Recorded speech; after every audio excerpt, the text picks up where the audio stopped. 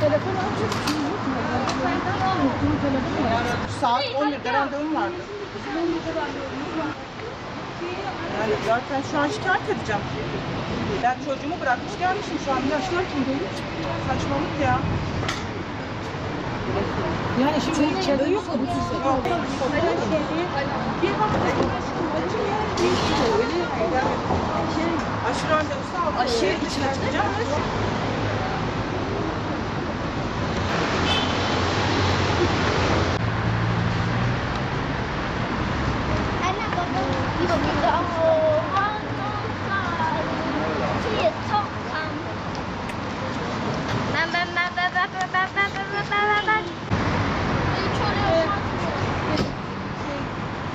Gel annem.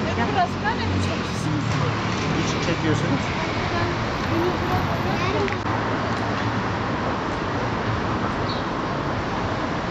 Ben de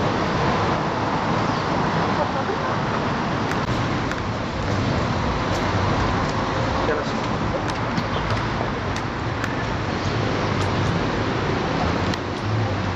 Burada niye kapalı ya?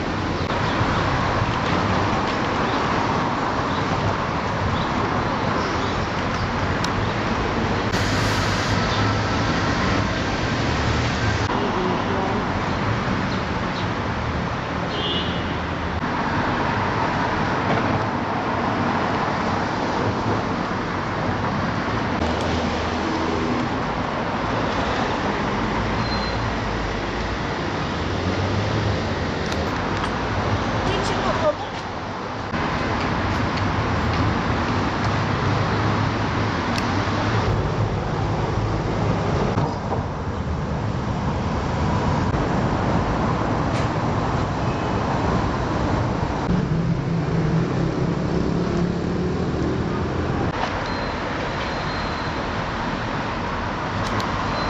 Kapalı.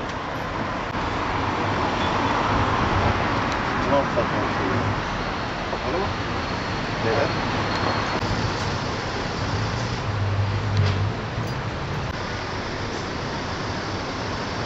Hayret bir şey ya.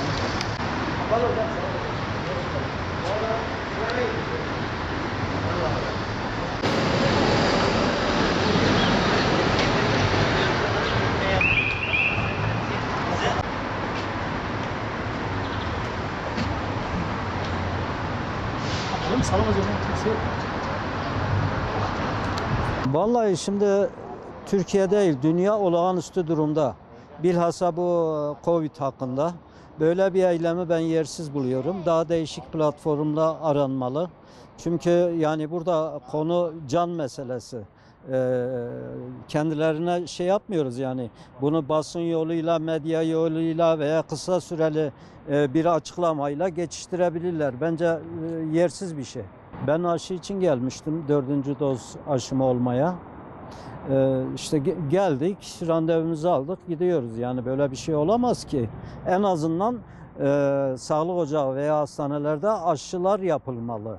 Tabii ki şimdi ben mağdurum ve yaşlı hastalar var, ilaç için gelmişler. Yani birden devletin dairesine, devletin sağlık ocağına, devletin sağlık sektörüne anahtar vurulur mu? Görüyorsunuz işte. Yani biraz vatansever olmamız lazım. Şimdi biz kendi aile sağlık merkezine kan tahlili bırakmak için geldim ancak kendilerinin eylemde olduğunu duydum. Hani şu süreçte sağlık personeli gerçekten çok yıprandı. Hani kendilerine göre haklılık yönleri vardır ama şu anda hani mağdur olan yine vatandaşlar oluyor.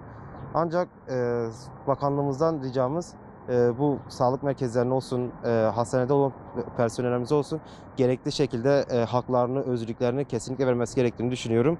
Yani doğru olduğunu da düşünüyorum. Bir yandan vatandaş yönünden düşündüğümüz zaman da vatandaş mağdur oldu. İnşallah kısa sürede çözülmesini temenni ediyorum.